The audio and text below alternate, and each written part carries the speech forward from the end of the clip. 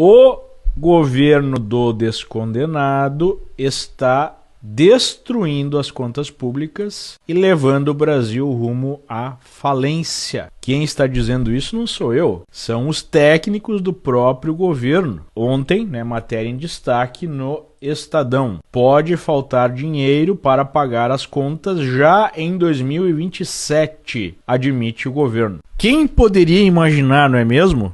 Que os petistas que quebraram o Brasil durante a era Dilma, levando o país à maior recessão da sua história em tempos de bonança global, estão fazendo a mesma coisa hoje. Faz o L aí para quem era entusiasta de colocar o sujeito de volta na presidência. Enfim, vamos dar uma olhada aqui em alguns trechos da matéria. Muito interessante, você tem que entender como isso impacta a sua vida, impacta os seus investimentos. A partir de 2027... há um comprometimento que precisa ser endereçado e, nesse momento, com as projeções apresentadas, não foi, afirmou o secretário de Orçamento Federal, Cleiton Luiz Montes, em entrevista sobre o projeto da LDO. Para você entender, LDO é a projeção do orçamento, um projeto de lei que vai para o Congresso e o Congresso tem que aprovar. Então, aprovar o orçamento de 2026. De acordo com os números divulgados, as despesas obrigatórias, que são aquelas que o governo tem que empenhar, não tem como dizer não, são aquelas garantidas pela Constituição,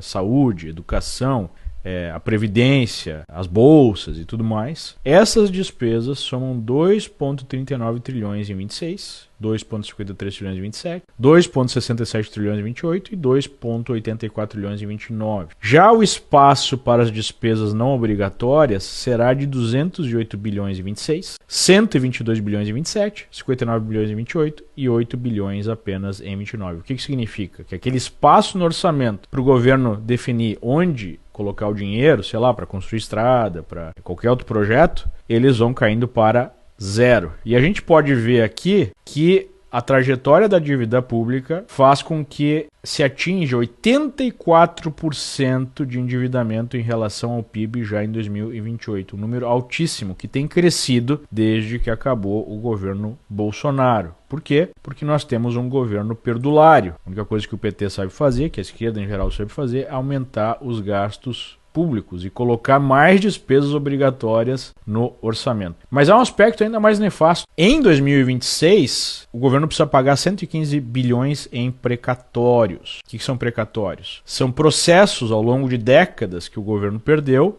foi empurrando pela barriga e começou a ser pago durante o governo Bolsonaro. São 115 bilhões em 2026. E para 2026, o Supremo decidiu que o governo poderia tirar essa conta, esse valor, da regra do superávit primário. Então existe uma meta fiscal que precisa ser cumprida. Se não é cumprida essa meta, o governo pode ser, inclusive, empichado, como aconteceu com a própria Dilma. Pois a meta fiscal virou conversa para boi dormir. Virou uma peça de ficção. Por quê? Porque sistematicamente, seja o Congresso, seja o Judiciário, permitem que o governo retire certas rúbricas das contas públicas, das metas. Então essa meta que foi apresentada, de 0,25 em 2026, na verdade é o alvo 0,25, pode ser 0, que é o piso, 0,50 em 2027, assim por diante, crescendo até 1,5 em 2028, no teto da meta, é conversa para boi dormir, porque tem uma série de outras despesas, como os precatórios, que nem entraram nesse cálculo. Então a situação é ainda pior do que ela aparenta. Resumindo, o que nós temos é que, apesar de todo o aumento da arrecadação de impostos, nós temos o companheiro taxado aumentando o imposto todo dia, tomando uma série de medidas para capturar mais receita do contribuinte, colocar os dentes mais fundo na jugular do pagador de impostos brasileiro.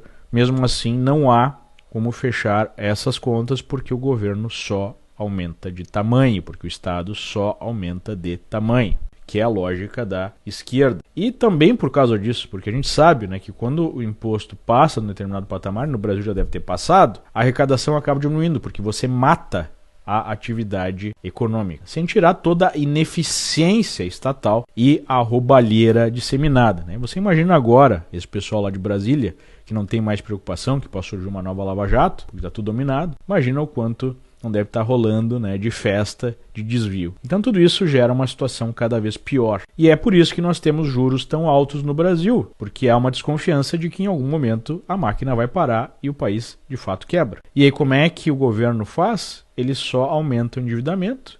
E, num determinado momento, nós podemos ter a quebra daquela regra de ouro que impede, né, que você tenha gastos correntes sendo bancados pelo endividamento. Na prática, já foi quebrada, mas ok, né, ainda existe algum nível de freio. E aí, nós podemos ter a volta ao passado, de aumento das emissões, de ligar, né, aí as impressoras de dinheiro, e isso significa o quê? Mais inflação. E aí nós podemos ter a famosa estagflação, recessão econômica, ou pelo menos estagnação econômica com inflação. Ou seja, este governo petista está criando uma verdadeira bomba para 2027. As contas públicas já pesam, né, porque os juros estão altos, o aumento dos gastos públicos produzem inflação, que todo brasileiro está sentindo, e nós caminhamos para uma situação ainda pior. Do ponto de vista dos investimentos, isso significa juros que podem aumentar ainda mais, ou algum outro jeito que o governo dê para fechar as contas.